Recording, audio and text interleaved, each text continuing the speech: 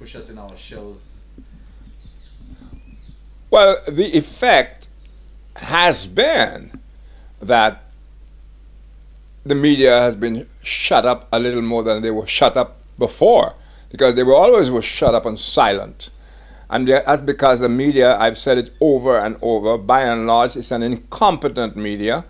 It's a media that does not do any research whatsoever, and consequently does not serve the purpose to the public for which it exists. So the media ends up inadvertently or otherwise misleading the public by withholding information important to the public. Only the politicians are permitted to talk for as long as they want to and to say unchallenged whatever they want to.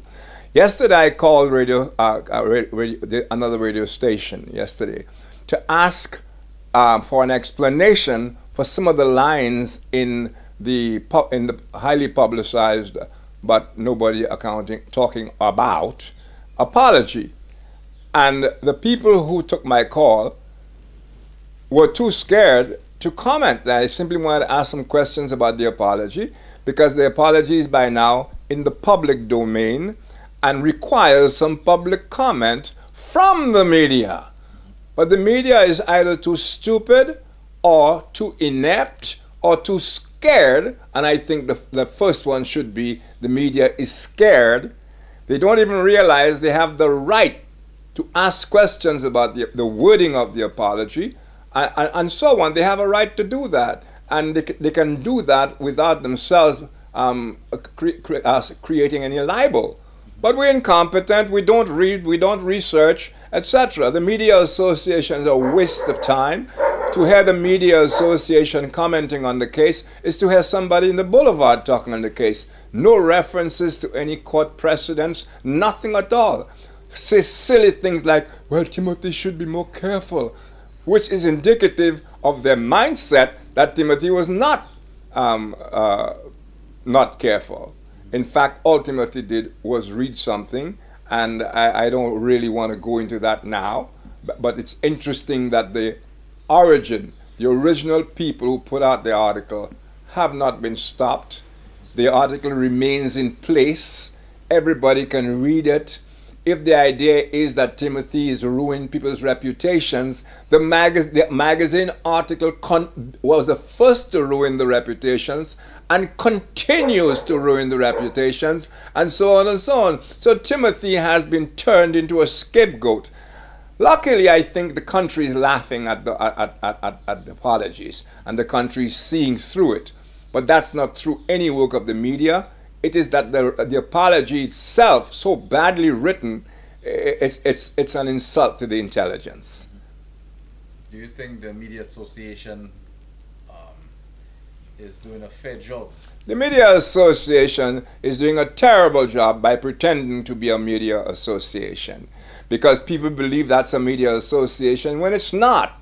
It's a group of people who don't know their aft from their elbow, who don't discuss journalism at all, who, last night, for example, I watched a guy on DBS interviewing Philip J. Pierre, and Pierre was allowed to speak, my good friend, Pierre was allowed to speak for, it seemed to me, in an eternity, and all he got from the reporter was, Either the reporter was too dumb to challenge what he was saying, or the reporter was playing ball. Whichever way you look at it, his public was let down.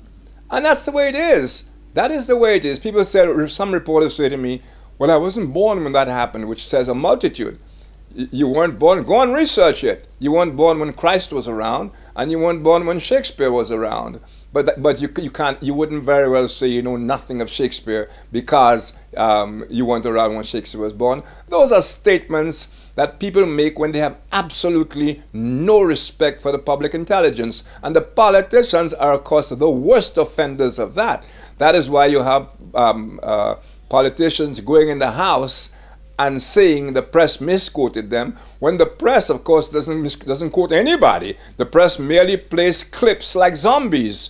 In a way, it's good, because all the press then has to do is play the clip, and you will hear exactly what the minister said.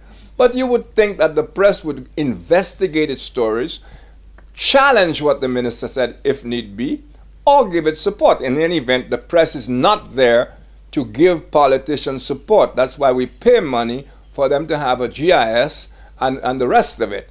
But again, the country has been fooled for so long. You know, I remember George Odlum, as I speak, that the next batch of politicians to fool the people should be hanged in Columbus Square. At the time he said that, I wasn't too keen on it. I don't know how I feel about that now, because our country is dying as a consequence of being misled by the politicians, by the pseudo media people, and by people ill-informed. So how do we fix this problem? How do we fix this problem? People are always accusing me of underscoring the problems and not offering the solutions. That's because they have not learned to hear well, because it's not possible to talk about a problem without the solution being automatically there. So if I say the reporters are lousy and they don't research, I'm obviously saying the reporters ought to learn to research. Reporters ought to learn their craft. And to suggest that media houses should invest in that, that's utter nonsense, because by and large, not the Star, we have some good reporters at the Star, and I make certain of that, but by and large, the people who call themselves media workers have a very good reason why they don't call themselves journalists, because they're in fact not journalists. They're media workers. They can carry cameras for people. They can stand by and carry a prime minister's papers. They are media workers. They're not journalists and they're not reporters. So the solution to it is that the media houses, but then again, we're talking about the pool. The media houses need to recruit people with talent, people with a social conscience, because that's why I went into journalism. I had the brand of journalism I do. I had a social conscience and a talent that I wanted to develop. I worked at it, and I'm not too bad at what I do if I have to judge by what people who know say about my work.